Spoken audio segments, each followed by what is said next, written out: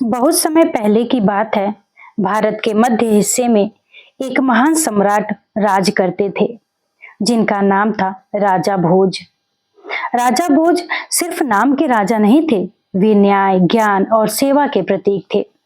उनके दरबार में कालिदास जैसे विद्वान होते थे। उनका राज्य इतना सुंदर और व्यवस्थित होता था कि लोग कहते थे, भोज राज्य में तो स्वर्ग उतर आया है। हर दिन राजा दरबार लगाते, प्रजा की समस्याएं सुनते, विद्वानों से चर्चा करते और जरूरतमंदों की मदद करते। लेकिन समय कभी एक सा नहीं रहता। एक दिन राजा भोज गंभीर रूप से बीमार पड़ गए। कई वैद्य बुलाए गए, लेकिन कोई उपचार कारगर नहीं हुआ। अंत में एक ज्योतिषी ने राजा से कहा, महाराज, यह शनि की महादशा है। आपको कुछ समय के लिए राज सिंहासन छोड़ना होगा। किसी सामान्य व्यक्ति को राजा बनाकर यह दोष टालना होगा। राजा भोज थोड़ा हैरान हुए, लेकिन वे अपने राज्य और प्रजा की भलाई के लिए किसी भी त्याग को तैयार थे।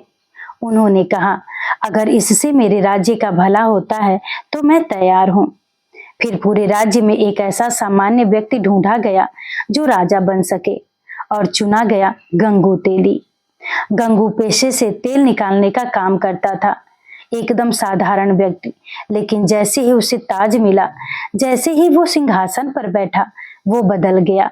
सत्ता ने उसे अंधा कर दिया। अब गंगू तेली राजा था, लेकिन न उसके पास राजा जैसी सोच थी, न व्यवहार था।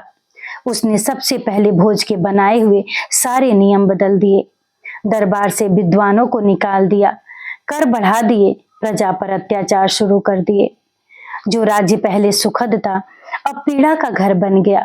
गरीब, किसान, व्यापारी, आम लोग सब परेशान हो गए। मंदिरों में दान बंद हो गया, विद्या की जगह डर फैल गया।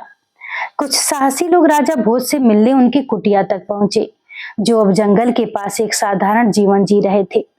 उन्होंने रोते हुए कहा, महाराज, आपके राज में हम जीते थे, अब हम बस सांस ले रहे हैं, कृपया वापस आइए।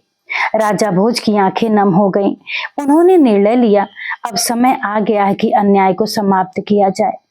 राजा भोज ने अपने पुराने सेनापतियों को बुलाया, योजना बनाई और धीरे धीरे महल तक पहुंचे। वहां उन्होंने बिना युद्ध किए गंगू तेली को सिंहासन से हटाया। दरबार में उन्होंने गंगू से कहा, सत्ता सेवा का माध्यम है, अत्याचार का नहीं। तुम राजा बन गए तो क्या, लेकिन राजधर्म नहीं समझ पाए। गंगू को सिंहासन से उतारा गया और उसके गांव वापस भेज दिया गया।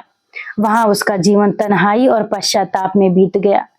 राजा भोज ने दोबारा राज्य संभाला, प्रजा को राहत दी, न्याय व्यवस्था फिर से बनाई और राज्य में फिर से सुख और शांति लौट आई। और तभी से ये कहावत चल पड़ी, अब कहाँ राजा भोज और कहाँ गंगू तेली। इसका मतलब सिर्फ तुलना नहीं है, बल्कि ये सीख है कि हर पद की एक गरिमा होती है और हर इंसान उसे निभा नहीं सकता। राजा बनना आसान हो सकता है, राजधर्म निभाना उतना ही कठिन होता है।